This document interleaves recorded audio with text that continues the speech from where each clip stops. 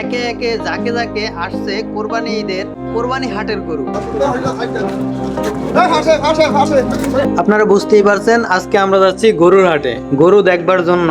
আপনারা জানেন যে আমাদের ভোলায় প্রাকৃতিক দুর্যোগ চলছে, এরই মাঝে সামনে কোরবানি ঈদ, হাটে তো গরু উঠতেই হবে।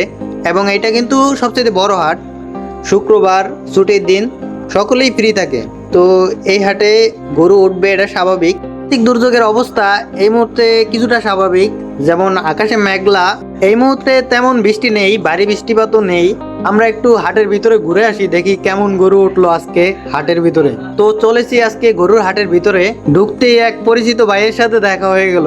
উনি কিন্তু পেশায় একজন ব্যবসায়ী। একটু অন্যদিকে গরু দেখার জন্য হাঁটলাম। এদিকে আকাশের অবস্থা খুব একটা ভালো নেই, মনে হচ্ছে এখনই বৃষ্টি হবে। হ্যাঁ 1,15,000। তো আপনারা দেখতেই পাচ্ছেন যে আকাশের অবস্থা খুব ভালো নেই এবং বৃষ্টি এখনই নামবে এটাই মনে হচ্ছে। তো আমি একটু সেফ জায়গায় চলে যাচ্ছি। এখানে একটা গরু আমাকে আক্রমণ করতে চাইছিল, হয়তো এটা ক্যামেরা বন্দি হয়নি। বৃষ্টি প্রায় নেমে গেছে, অনেকেই ছুটাছুটি করতেছে একটু সেফ জায়গায় আসার জন্য।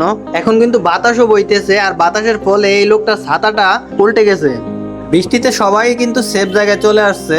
এই প্রবল বৃষ্টিতে গরুগুলোই কেবল পড়ে রইলো মাঠে, অনেকে পড়ে রইলো গরুর পাশে দাঁড়িয়ে, হয়তো ভিজে নয়তো ছাতায়।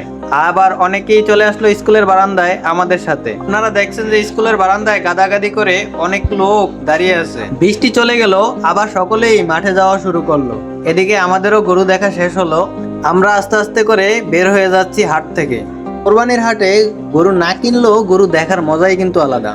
তো সকলেই ভালো থাকবেন, সুস্থ থাকবেন এবং আমাদের জন্য দোয়া করবেন। আজকের ভিডিও এই পর্যন্তই, ধন্যবাদ।